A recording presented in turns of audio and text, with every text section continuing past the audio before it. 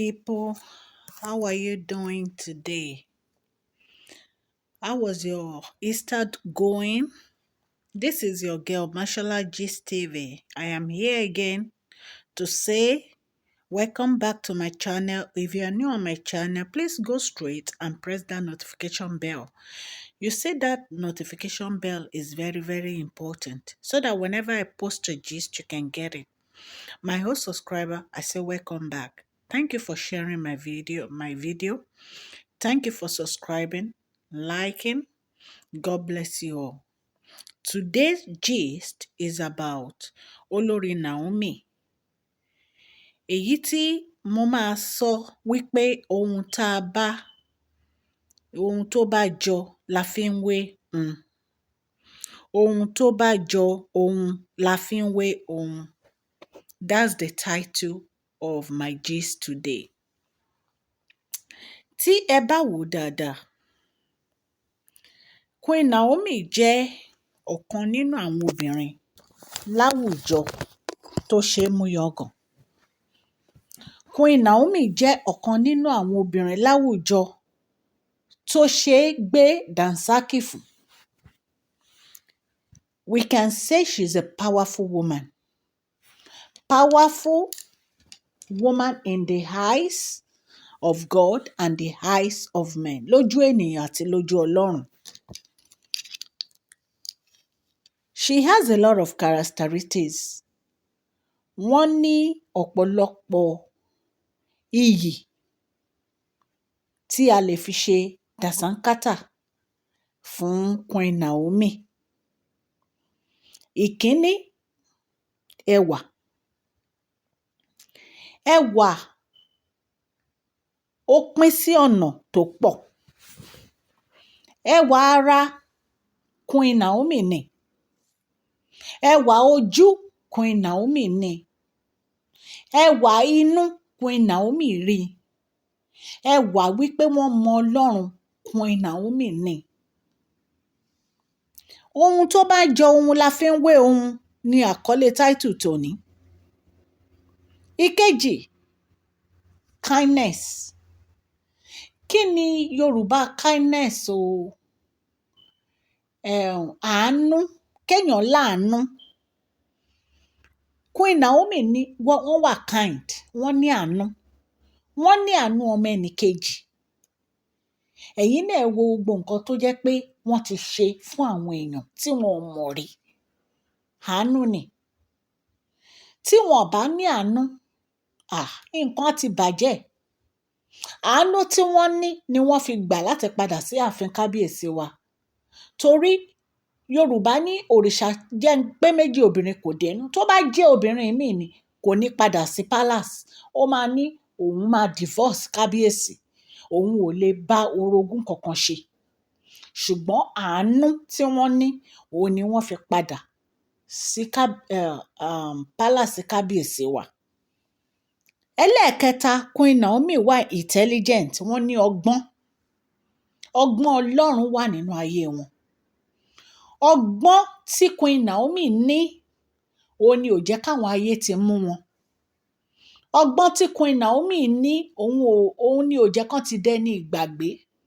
Nítorí tí ò bá ń ṣe ọgbọ́n tán ní, wọ́n máa jókòó sí palace yẹn, wọ́n á ti ta wọ́n lọ́fà. Ọgbọ́n tí wọ́n ní, tí Ọlọ́run fún wọn, òun ni wọ́n fi kúrò ní palace, tí wọ́n fi yẹra. Ìkẹrin, Queen Naomi warm láti approach. Wọ́n jẹ́ èèyàn kan tó ní ẹ̀mí ìkónimọ́ra. Wọn ò jẹ́ èèyàn kan tó ní ìgbéraga. Wọ́n jẹ́ èèyàn kan tó jẹ́ pé ó ní ẹ̀mí ìrẹ̀lẹ̀ tí àwọn ènìyàn lè súnmọ́, tí àwọn ènìyàn lè bá sọ̀rọ̀, tí àwọn ènìyàn lè bá dá conversation, tí wọ́n lè bá sọ̀rọ̀. Wọ́n ní ìyẹn náà. Ohun tó bá jọ ohun la fi ń wé ohun. Bí mo ṣe ń sọ lọ. Queen Naomi ní behavior tó dáa, ìwà tó dáa, ìwà. Wọ́n ní ìwà nínú ayé obìnrin kì í ṣe nǹkan tó kéré. Tí obìnrin bá ní ìwà, ó ti ní ohun gbogbo. Queen Naomi ní ìwà tí Queen Naomi ní òun ni ò fi jẹ́ kí kábíyèsí kí wọ́n lè fi wọ́n sílẹ̀.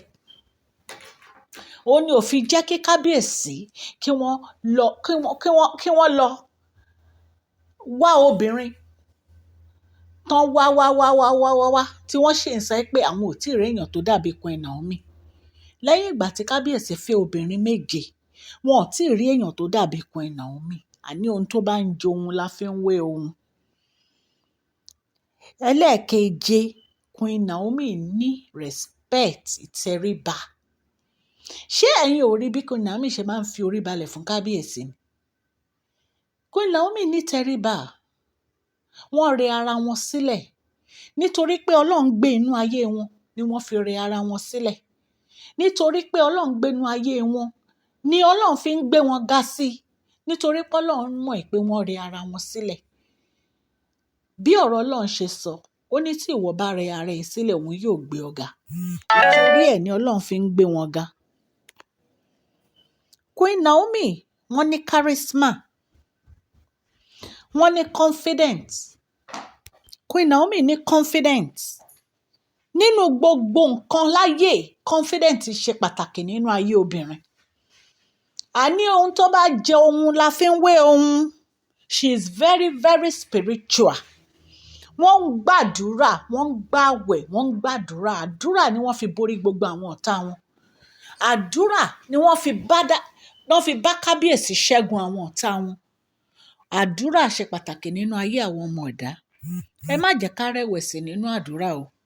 Ẹ jẹ́ ká súnmọ́ Ọlọ́run dáadáa. Nítorí pé gbogbo nǹkan láyé yìí a ní ìdàdúrà.